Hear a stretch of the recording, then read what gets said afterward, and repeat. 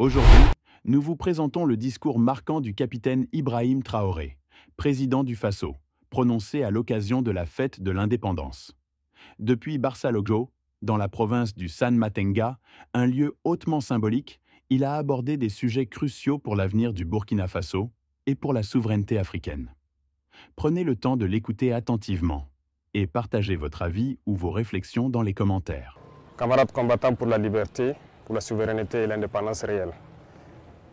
C'est un immense plaisir aujourd'hui de prendre la parole à l'orée donc du 11 décembre, date qui consacre la fête de l'indépendance de notre chère patrie.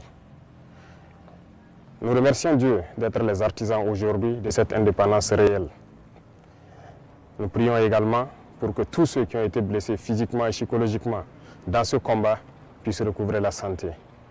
Prions Dieu pour le repos des âmes de ceux-là qui ont combattu au sacrifice de leur vie pour que notre nation puisse rester et demeurer. Nous prions également Dieu qu'il puisse consoler le cœur de tous ceux qui ont perdu des êtres chers dans cette bataille. Camarades, les épreuves définissent le peuple. Aujourd'hui, l'épreuve que nous vivons au Burkina Faso définit notre peuple. Un peuple courageux, vaillant, combattant, conquérant, résilient. Les qualificatifs manquent pour pouvoir qualifier notre peuple. Parce que ce que nous vivons est un moment unique. À travers cette bataille, nous avons pu nous unir et nous donner la main dans une cohésion parfaite pour soutenir nos forces combattantes, pour pouvoir mener à bien ce combat pour notre indépendance réelle. Voilà pourquoi je tiens à rendre hommage au peuple qui a compris le sens de notre message et qui contribue de manière volontaire à l'effort de guerre et aussi à travers les taxes et les prélèvements que nous faisons sur les activités au quotidien. Merci au peuple qui a compris l'essence de notre combat et qui permettent aujourd'hui aux forces combattantes d'être bien équipées, bien formées. Nous poursuivrons dans ce sens pour que nous puissions monter en puissance au niveau de l'armée, construire une armée forte et pouvoir donc équiper cette armée comme il le faut. Il n'y a aucun développement, aucune paix possible sans une armée forte. Voilà pourquoi nous devons rendre hommage à ceux-là qui ont tout sacrifié pour que nous puissions être là aujourd'hui et parler de Burkina Faso. Nous continuerons à les équiper, à poursuivre notre reconquête, à continuer à mailler notre territoire de sorte que la consolidation de tous ces acquis dans le combat soit une réalité et soit effective. Camarades, il arrive des moments donc dans l'histoire d'un peuple que ces situations arrivent.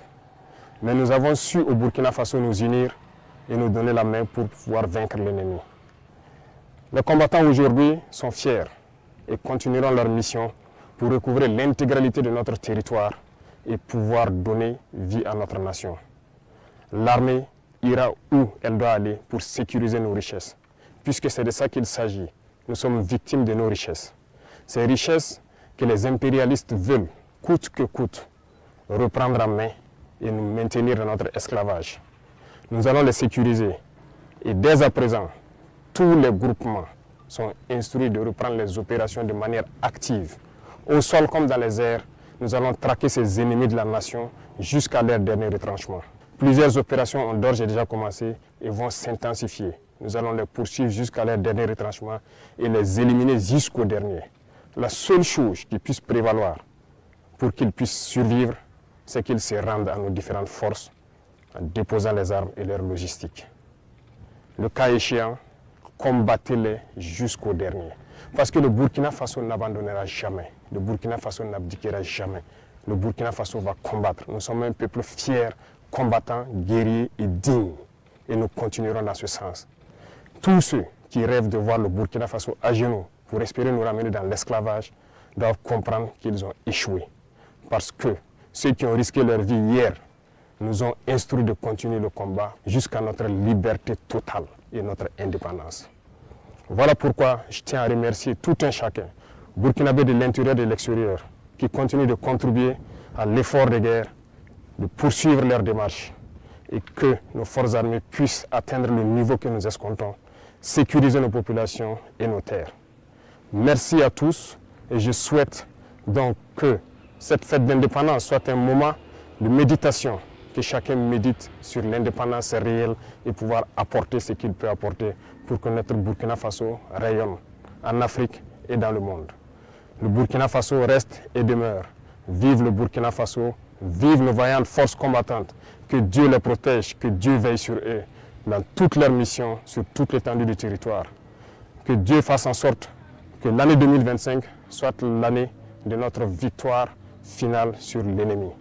Merci à tous. La patrie ou la mort, nous vaincrons. Ce discours du président Ibrahim Traoré, prononcé à l'occasion de la fête de l'indépendance, est à la fois puissant et symbolique.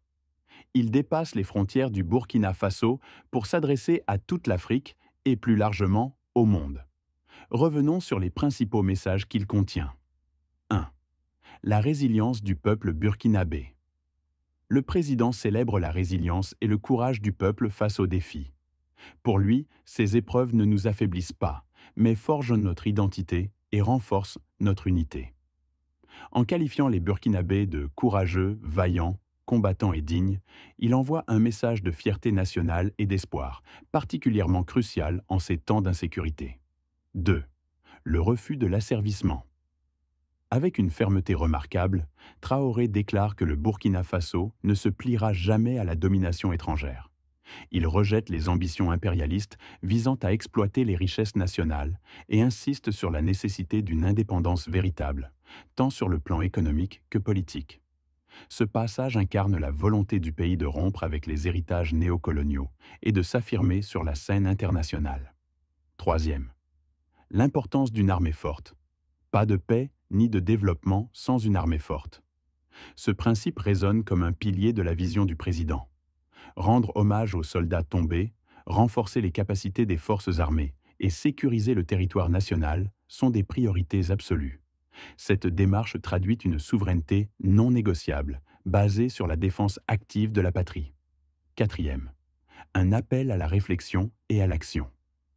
En déclarant que cette fête de l'indépendance doit être un moment de méditation, Traoré invite chaque Burkinabé à réfléchir à sa contribution personnelle au développement et à la souveraineté nationale. Cet appel illustre une vision collective. La souveraineté ne se limite pas aux décisions gouvernementales. Elle s'enracine dans les efforts conjoints de tout un peuple. 5. Les richesses du Burkina Faso, entre bénédiction et convoitise. Les ressources naturelles du Burkina Faso, bien qu'un atout stratégique, attirent également des convoitises internationales. Le président appelle à les protéger et à garantir qu'elles servent les intérêts du peuple et non ceux d'acteurs étrangers. Cette lutte pour la préservation des richesses nationales reflète un enjeu majeur pour les nations africaines en quête de justice économique. 6. Une reprise active des opérations militaires. Traoré conclut sur une note pragmatique et déterminée, la reprise des opérations militaires. Cette initiative vise à consolider les acquis et à sécuriser le territoire pour restaurer pleinement la souveraineté. Ce message traduit une volonté d'action immédiate, essentielle dans le contexte actuel. Ce discours d'Ibrahim Traoré est une véritable déclaration de mobilisation nationale et un plaidoyer pour une indépendance réelle. Il illustre un leadership courageux et une vision stratégique pour l'avenir du Burkina Faso. Malgré les défis, ce message est porteur d'espoir et invite chaque citoyen à jouer un rôle actif dans la construction d'un Burkina Faso fort, uni et respecté. Et vous, que pensez-vous de ce discours ? Quelles actions concrètes pouvons-nous entreprendre ensemble pour répondre à cet appel ? Partagez vos réflexions en commentaire. À très bientôt.